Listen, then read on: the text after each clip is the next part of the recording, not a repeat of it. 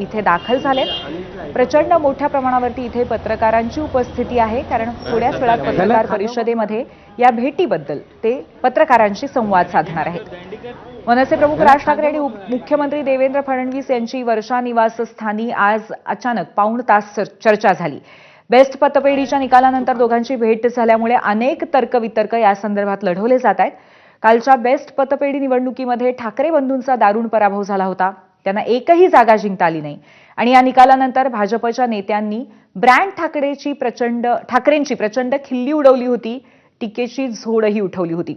आणि त्यात आजच राज ठाकरे देवेंद्र फडणवीसांच्या भेटीला पोहोचलेत. त्यामुळे ठाकरे बंधूंच्या एकीवरती प्रश्नचिन्ह उपस्थित केलं जात आहे. राज ठाकरे आणि फडणवीसांच्या भेटीवरती मनसे नेत्यांनीही मौन बाळगलंय. त्यामुळे आता राज ठाकरे आणि देवेंद्र फडणवीसांच्या या बैठकीत काय घडलेलं आहे, नक्की काय माहिती याबद्दल राज ठाकरे पत्रकारांना देत आहेत, याकडे सर्वांच्या नजरा लागलेल्या आहेत. आणि याचं मुख्य कारण आहे आजच्या या भेटीचं टायमिंग, अचानक घडलेली भेट आणि या भेटीमध्ये नक्की काय दोन नेत्यांमध्ये चर्चा झाली, हे सगळंच आगामी महापालिका निवडणुकांच्या पार्श्वभूमीवरती अत्यंत महत्त्वपूर्ण ठरणार आहे. आपले प्रतिनिधी वेदांत नेब आपल्या सोबत आहेत राज ठाकरे यांच्या निवासस्थानाजवळनं.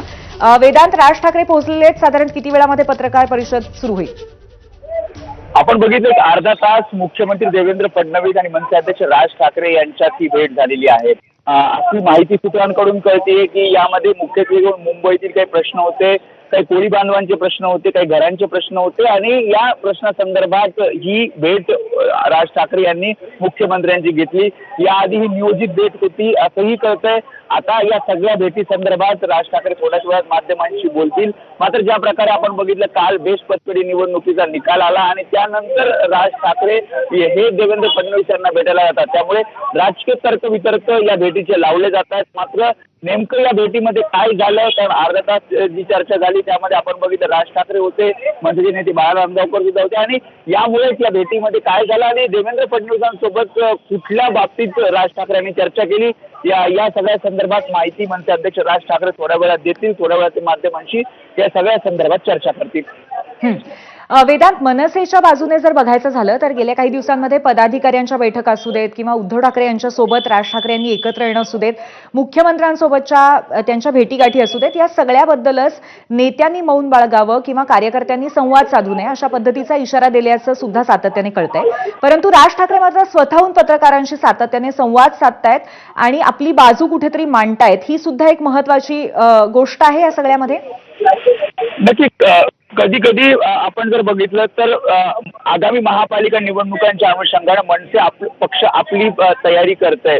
म्हणजे स्वबळाची जरी तयारी असली तरी जर महापालिका निवडणुका जर लढायच्या तर महायुतीसोबत जायचं की मग ठाकरेंच्या शिवसेनेसोबत जायचं, हे अजून तसं स्पष्ट मनसेकडनं करण्यात आलेलं नाही. आणि त्यामुळे जेव्हा राज ठाकरे देवेंद्र फडणवीसांची भेट घेतात किंवा मग राज ठाकरे हे उद्धव ठाकरे यांना वाढदिवसाच्या निमित्त शुभेच्छा द्यायला जातात, त्यामुळे फक्त तर्कवितर्क लावले जातात. खरंच राजकीय पुढे समीकरण जुळून येणार का, ते महायुतीत जाणार का किंवा भाजप सोबत जाणार का किंवा मग आपल्या भावासोबत उद्धव ठाकरेंसोबत जाणार का, हे आता जरी स्पष्ट नसलं तरी मात्र मनसे आपली तयारी महापालिकेच्या अनुषंगाने करत आहे. शिवाय मुंबई महापालिकेची निवडणूक ही मनसेसाठी खूप महत्वाची असणार आहे. बरोबर आहे. त्यामुळे पक्षाच्या दृष्टीने अशी काही गणितं मांडली गेलेली आहेत, असे काही नियम सूचना देण्यात आलेल्या आहेत. धन्यवाद आपण दिलेल्या माहितीबद्दल. पुन्हा एकदा आपल्याकडे येऊच पत्रकार परिषदेच्या अनुषंगाने. दरम्यान राज ठाकरे आणि